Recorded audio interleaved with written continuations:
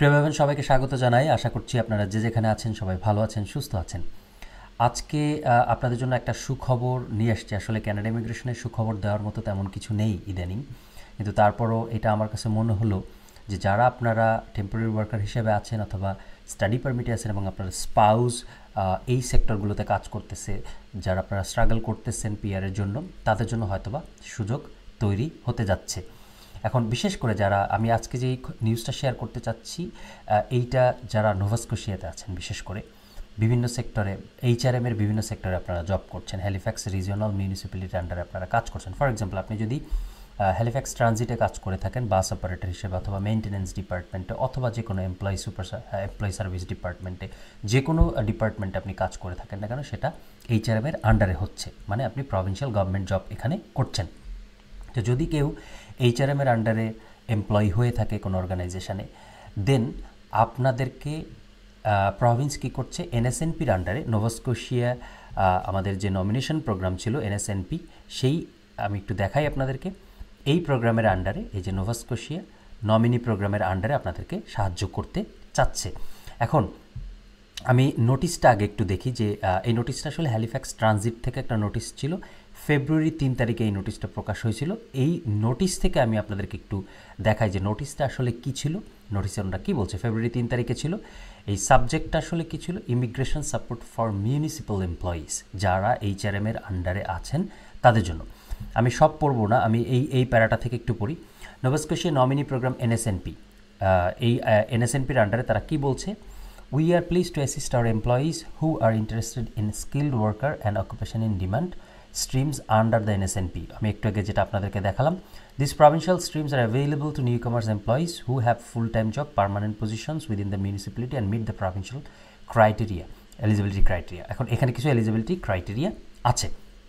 এখন আমি যদি একটা উদাহরণ দিই, ফর এক্সাম্পল, আপনি এখানে স্টুডেন্ট হিসেবে এসেছেন, আপনি 20 ঘন্টা কাজ করছেন এবং পড়াশোনা করছেন, পাশাপাশি আপনার হাজব্যান্ড, সে কী করছে, হাজব্যান্ড অথবা ওয়াইফ, সে হ্যালিফ্যাক্স ট্রানজিটে বাস অপারেটর হিসেবে কাজ করতেছে। দ্যাট মিন্স আপনি স্টুডেন্ট হলেও আপনি কিন্তু এই ক্যাটাগরিতে আপনার হাজব্যান্ড অথবা আপনার ওয়াইফের দ্বারা পিআরের জন্য সাহায্য পেতে যাচ্ছেন, যদি আপনি এখানের এই ক্রাইটেরিয়াগুলো মিট করতে পারেন। হ্যালিফ্যাক্স ট্রানজিট কি বলছে, since we are currently have 135 employees who are on work permits or maintain status we will be using. এখন দেখেন, 135 জন এমপ্লয়িজ যারা এখন এই মুহূর্তে কিসে আছে, ওয়ার্ক পারমিটে আছেন হ্যালিফ্যাক্স ট্রানজিটের সাথে, তাদেরকে হ্যালিফ্যাক্স ট্রানজিট কত বড় সাহায্যটা করতে যাচ্ছে এখানে দেখেন। যেখানে তাদের কোনো সুযোগ আসলে পার্মানেন্ট হওয়ার ছিল না ক্যানাডাতে, কিন্তু এখন এইচআরএম তারা এগিয়ে আসতেছে, নোভা স্কোশিয়া প্রভিন্সের সাথে একসাথে তারা কাজ করতেছে, যেন এই যে পজিশনসগুলো আছে, কিছু কিছু পজিশন আছে যেগুলো হার্ড টু ফিল, এই পজিশনসগুলোতে অকুপেশন অ্যান্ড ডিমান্ডের আন্ডারে এই এমপ্লয়িগুলোদেরকে সাহায্য করা যায় এবং তাদের পিআর হওয়া যায়।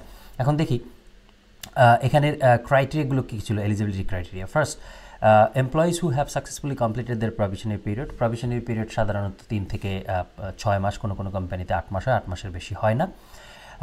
দেন সেকেন্ড যে ক্রাইটেরিয়াটা ছিল, employees who are in a full time permanent position, employees who have a work permit that is valid for 6 months or less, employees who are in a position that hard to fill.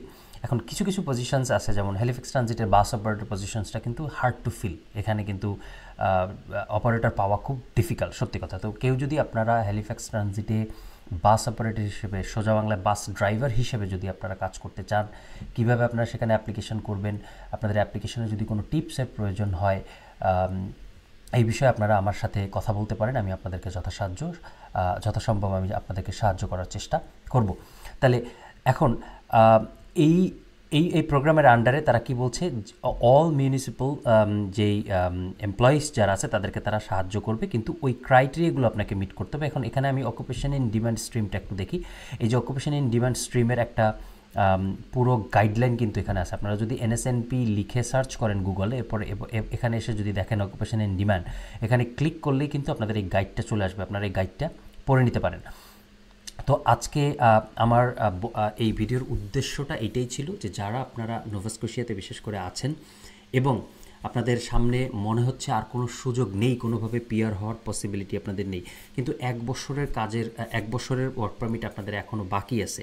আপনি হয়তো বা অন্য কোনো জায়গায় কাজ করছেন যেটা HRM এর আন্ডারে পড়ছে না, হ্যালিফ্যাক্স রিজিওনাল মিউনিসিপ্যালিটির আন্ডারে না। এখন আপনি চাচ্ছেন কোনো না কোনোভাবে HRM এর আন্ডারে আপনি যুক্ত হতে, যাতে করে আপনি পিআরের একটা সুযোগ নিতে পারেন কানাডাতে। সো আমি সেই জন্যই আপনাদেরকে বলছি, যদি আপনারা কেউ ইন্টারেস্টেড হয়ে থাকেন হ্যালিফ্যাক্স ট্রানজিটে আপনারা যদি কাজ করতে চান, যদি হ্যালিফ্যাক্স ট্রানজিট প্রত্যেক মাসেই কিন্তু রিক্রুট করে। সো যদি আপনারা ইন্টারেস্টেড হন আমার সাথে যোগাযোগ করতে পারেন, আমি যথাসাধ্য চেষ্টা করব আপনাদেরকে সাহায্য করার। আর এটা আসলে অনেক দুঃসংবাদের ভিতরেও আমি মনে করি কিছুটা সুসংবাদ, এই অর্থে যে অন্য অনেক জায়গাতে দেখা যায়, আপনি দেখবেন এআইপিতে বিভিন্ন অকুপেশনসগুলোকে তারা পজ করে দিচ্ছে, বিভিন্ন অকুপেশনগুলো তারা বাতিল করে দিচ্ছে, যে অকুপেশনসগুলো থেকে তারা এআইপিতে এন্ডোর্সমেন্ট তারা দেবে না। এনএসএনপিতে ড্র খুব একটা হয় না, দেখা যায় লেবার মার্কেট প্রায়োরিটি স্ট্রিম যেটা আছে সেখান থেকে মাঝে মাঝে কিছু ড্র হয়।